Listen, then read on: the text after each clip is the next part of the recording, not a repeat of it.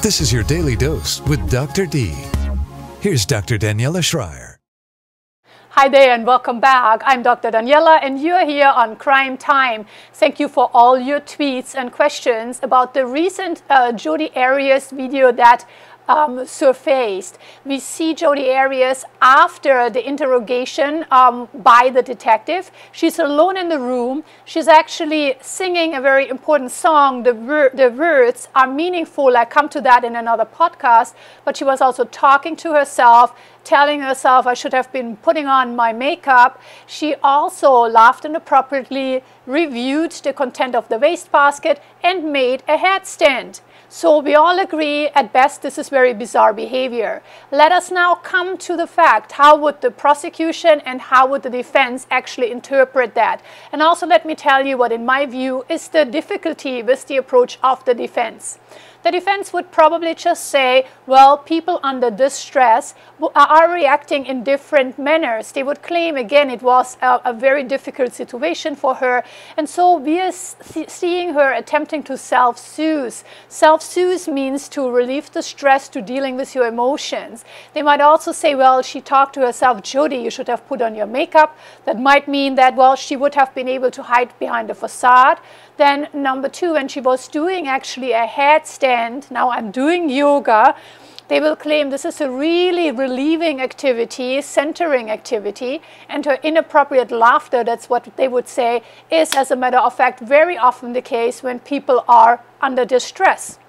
The problem with this argument, in my opinion, is, yes, I've seen many rape survivors, when they present to the police or even to the intake interview at the clinic, they might have bizarre behavior patterns. They might laugh when they feel like crying.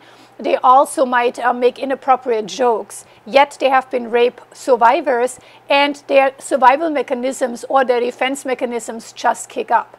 They will behave like that in the interview room and also outside. The problem with Jodi-Arias was that while the detective was there, she was throwing herself on the table, proclaimed she was not involved at all into Travis's death. She would never even touch him. She would never do that. And then when the detectives left and she felt unobserved, she displayed actually a back to normal, at least something that fits more with the behavior patterns that we have observed and the multiple stories that she has told us. So the prosecution would roll that a little different. The prosecution would say she was callous, very self-centered and self-focused in that interview.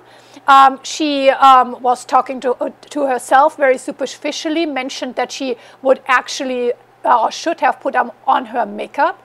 She also has deceived the detectives. That's potentially what the prosecution would say. She was malingering. She tried to convince them that she would never touch Travis Alexander, that she loved them. She could not understand how people would ever do that.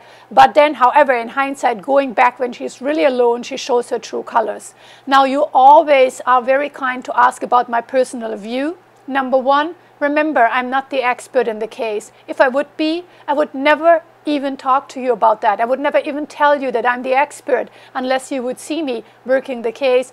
And then number two, remember, I'm just commentating or commenting on the story from the outside in. So take me as a psychological journalist. I am trained in forensic and also correctional psychology, certainly also clinical. But the fact is, I'm a little bit more leaning towards the prosecution here. Her behavior patterns would make sense to me if she would have presented in the same way to the detective.